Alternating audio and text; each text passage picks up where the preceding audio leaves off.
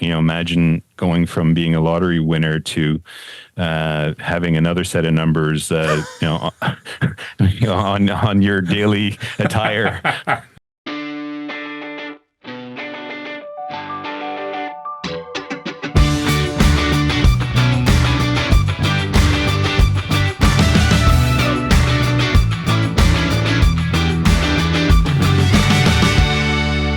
Back on a closer look across the Village Media Network and wherever you get your favorite podcasts with Michael Friscolanti, our editor-in-chief.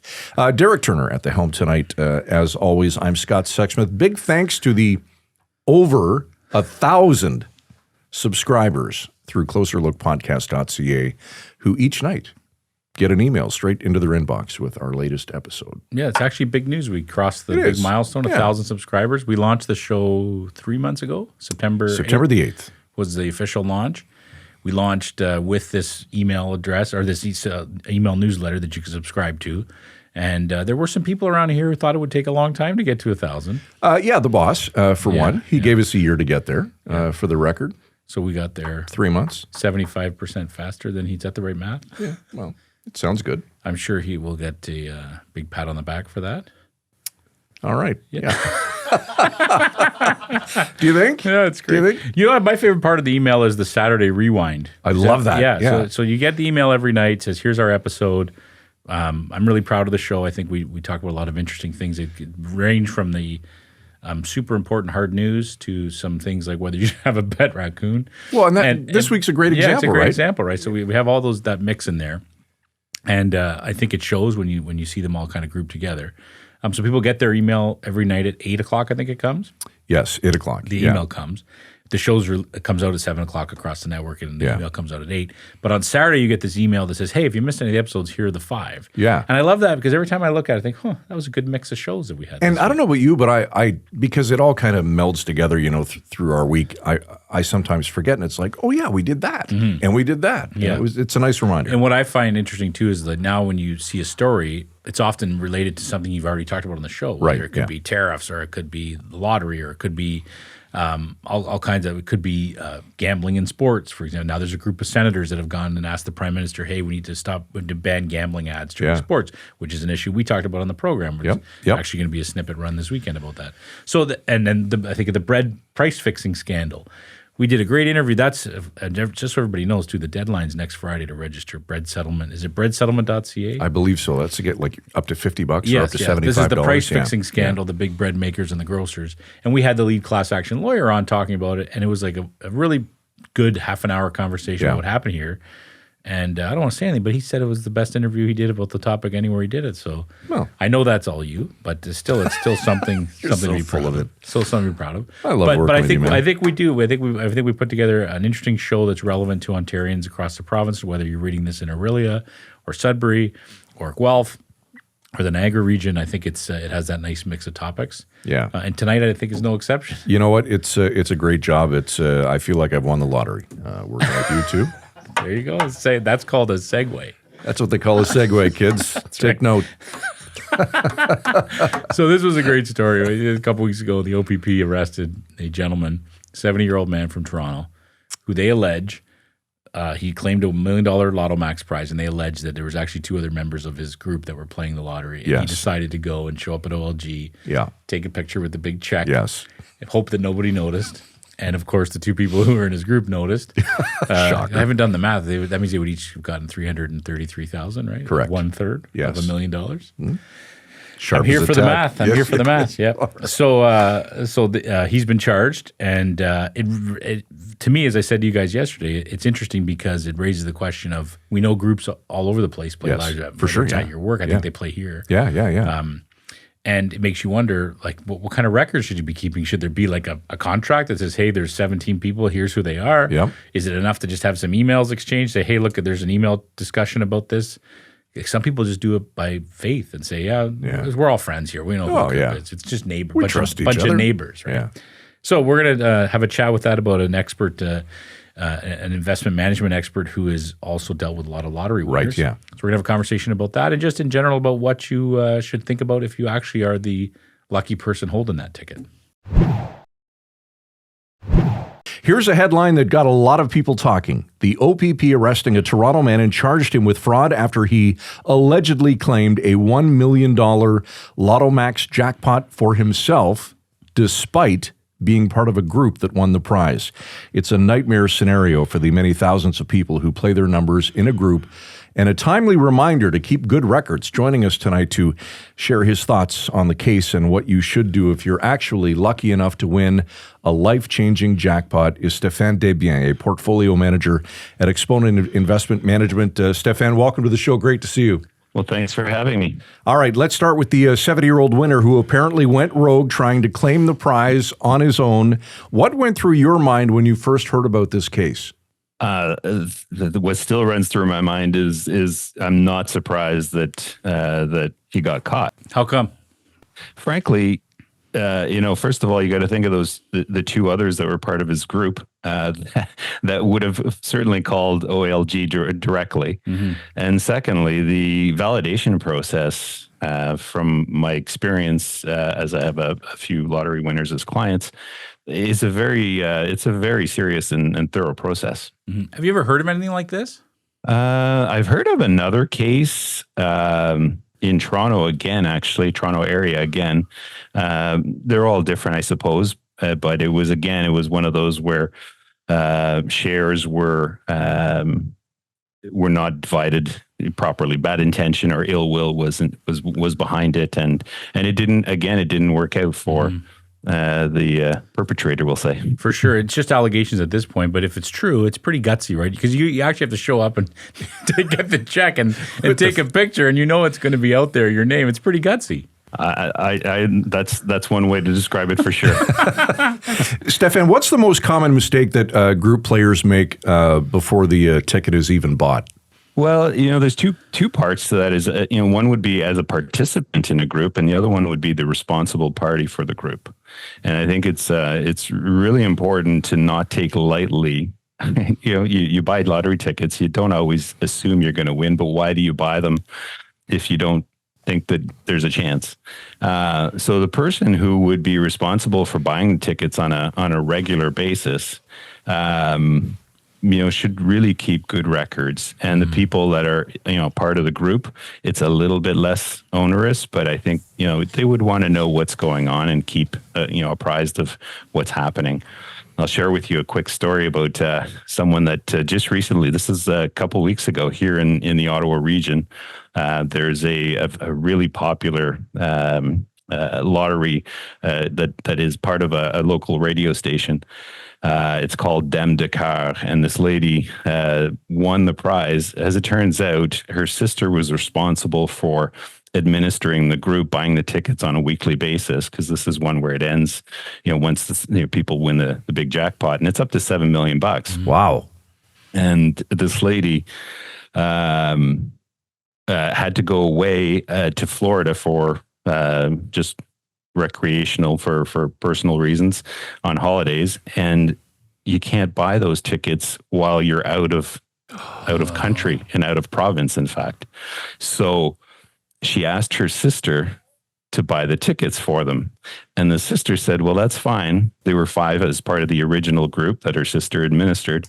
Her sister wanted to participate in the group, so her sister said, of course, if you buy the tickets for us, you can make the group from 5 to 6, and they won. Oh no! And the others, it was the first time. Yeah, I'd look at that and say, well, maybe if she hadn't have bought the tickets, they wouldn't have won. So I'd be happy to be part of the group of 5. Yeah. It turned out to be 6. Yeah, fascinating. When you say good record keeping, is it enough to have an email chain or the administrator saying, here's who's in our group? What's good record keeping? I think the only thing that would be bad record keeping would be to just go on good faith and not ask of any, not have anything. Because to answer your question, yes, emails would be good. Having when you do an e-transfer for your tickets, for your share of your purchases, to make a notation in the e-transfer record, how you can put a message in there to say this is for this, and that would be helpful. Because imagine that the investigators, that in this case OLG, have to decipher through all this stuff, and sometimes even it comes down to intent. That's a great point. Stephan, I know you're not a lawyer, but from a legal perspective, you'll be able to shed more light on this than certainly either one of us. Who legally owns the ticket in most cases? Is it the person holding it? Is it the group as a whole? How does that work from a legal angle? That's a really good question. I'd love to. I don't want to steer anyone wrong on this one particularly. All right, not a problem. Then let's move on to your dealings with lottery winners. When one calls you for the first time, what's your actual role in that very moment? I would describe it as almost being a psychologist. I've had it happen several times. I've had the good fortune, and I've had referrals from people, friends, family, so on and so forth. That and it's funny because sometimes a windfall comes from lotteries. The odds are it's not happening very often, but we often have a similar call from people who have just sold a business or inherited a lot of money. Right. It's a windfall thing. So in those cases, speaking specifically about lottery winners, it's a very emotional conversation. It starts out emotional and it gets emotional throughout. One of the experiences that I had with someone who won $14 million at 649. I met them in my office, and they spent 6 hours with me on a Sunday. That was their request to meet. They wanted to meet as soon as possible. And I would say 4 of those hours, they were in tears most of the time. Is it because they just can't, they're so overwhelmed they can't believe what's happened? Is that what brings on the tears and the emotion? Yeah, you buy the ticket, you don't really think of what may happen. You win, that money, whatever the prize may be. Usually, we're talking about a significant amount of money. And that's a relative amount, right? A $500,000 winner that doesn't have anything could be, that's highly emotional, just the same as someone who might win $15 million. But in this case, it was partly because of the moment, the realization of how things were going to change, relationships were going to change around them. But it was also a realization very quickly that they'd already made a few mistakes in their handling of their winnings. Can you share a couple of those mistakes? Most of them have to do with actually being public about your winnings, and oftentimes from my experience I can speak of, it has to do with family. So in a particular case, I can share an example where they were to drive down to Toronto. They were from the Ottawa area where I'm from. They were driving down to Toronto on the Monday morning to go to the OLG office, and on the way there, a promise for a certain amount was made to one of the sons, and of course that turned out to be disproportionately too much. If they had had time to think about other siblings, extended family, things that they might want to accomplish, suddenly they found themselves in a situation where, yes, they had won, but they made a mistake. They realized it, and I can go one further than that. The ask was, so the money was given that day once the prize was available in the client's bank account. The money went out to the son. And before I had a chance to meet with them, the ask was to give it back. And to my knowledge, they have not spoken since. Oh, wow. See, sorry, go ahead. Yeah, so that's just one example. In my business, people talk about their family, as close as they might be, as different. This won't happen to me. This won't, this wouldn't change anything. But I've been in this business long enough to know that sadly, oftentimes these things, not just lottery wins, just, money just does change the family, and does often change the family dynamic. So is your biggest piece of advice at the beginning to say, just stop, let's get this money in the bank and have some thoughtful conversations about this? Absolutely. I describe it as stop, think, and breathe. Breathe. Breathing is an important aspect of just stopping the process. The emotions run high. I don't think anyone could control, how they would emotionally deal with $70 million, like, an upcoming Lotto Max number would be. I think you're stuck in that emotional train for a long time. But just the ability to stop yourself and think, if you could, you would stop yourself from maybe even sharing that news with anyone but a close family member. If it was, if your wife wins, then maybe, hopefully she'd just share it with you, and you might even keep it from the kids for a little while until you can sort of make heads or tails of this.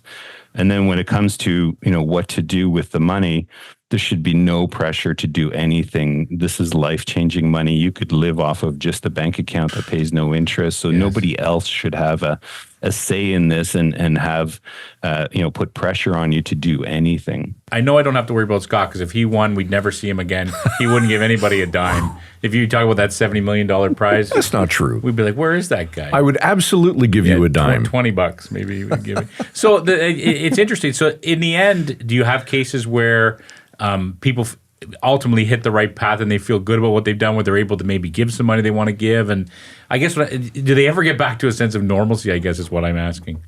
They do, fortunately, and I think most do. Let's be real, a large sum of money mostly has favorable impacts. We can debunk some of the myths about, 2/3 of lottery winners end up bankrupt within 3 years. There's all sorts of things like that are out there. Most of that is not true. It's a good outcome. The ones that I've had good fortune to work with, I would say within a year to maximum 2 years, they can carry on with their lives. They've, hopefully made some of the, taken some of the steps that need to be made, to protect themselves, to, protect their family dynamic, and to be able to finally enjoy it. The emotions run high for a long, long time, though. Stephan, people say money can't buy happiness. At the end of the day, does winning the lottery make life easier or just more complicated? Both. I mean, someone who's not used to dealing with in financial matters, you could end up, having, a pretty complex financial setup that would require some maintenance, your involvement. You could keep it simple, and that's usually my advice. But definitely, it is something to manage and to be mindful of, not just for yourself, but again for your family. On the flip side, it's a wonderful thing. It allows people to do, obviously, themselves something that they might not have had a chance to do otherwise, or to do it awfully earlier than they thought, and also to help people around them, to help family members, to help their community. There's lots of really, really good things that I've seen, things that you might not even think of, that people come up with, in their charitable moment. It's a great point. We're sitting here talking about those rare few that actually win the big prize. And the reality is you're an investment manager.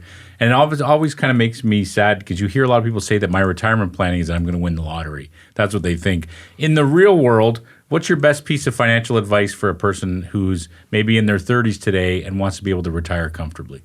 I think it's something that I would always say is to set up the savings habit.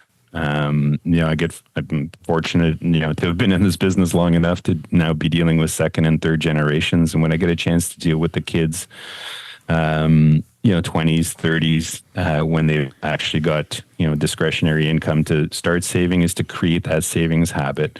And to speak to everyone, I would say, if it's $50 a month or week or per paycheck, start that habit of missing, a piece of your paycheck being set aside for you. And that number, typically, if it's done well, and if it's a, habit forming, it grows as your capacity grows, and you really can put yourself in a good position just by developing that habit. That's a great piece of advice. I want to take, as we finish our conversation, I'd like to take it back to where we started, that case where of the person who allegedly claimed the prize that others won. If you got a call from one of those other winners who says, "Hey, this is the guy. I was part of that group. That's part of my money." As their financial advisor, what would be your advice to them in the meantime as they wait for this police case to wrap up? Well, fortunately, I don't think that they would have to, devote any much of their own resources to uncovering the truth about this.